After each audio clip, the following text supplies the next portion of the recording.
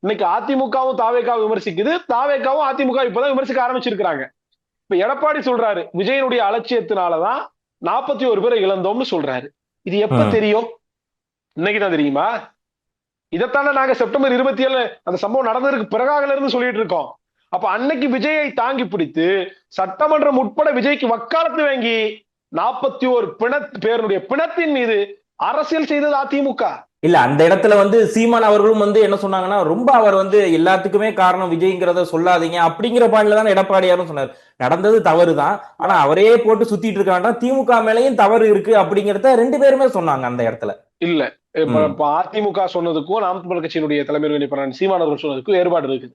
அப்ப ம். என்ன அப்படின்னா அன்னைக்கு கூட்டணிக்காக இவங்க என்ன பண்ணாங்க, தாவேகா வந்துச்சு அப்படின்னா நம்ம கூட்டணியுடைய ம். வலுப்பெற்றோம், மறுபடியும் ம். ஆட்சி அமைச்சிடலாம் அப்படின்னு தேர்தல் அரசியல் லாப நட்ட கணக்கிற்காக என்ன பண்ணாரு விஜய் தாங்கி பிடிச்சார். அப்ப இன்னைக்கு என்ன செஞ்சுக்கிறாங்க, அதிமுகவினுடைய ஐடி விங்கை சார்ந்தவங்க இன்னைக்கு தூக்கி போட்டு மிதிக்கிறாங்க சோசியல் மீடியால.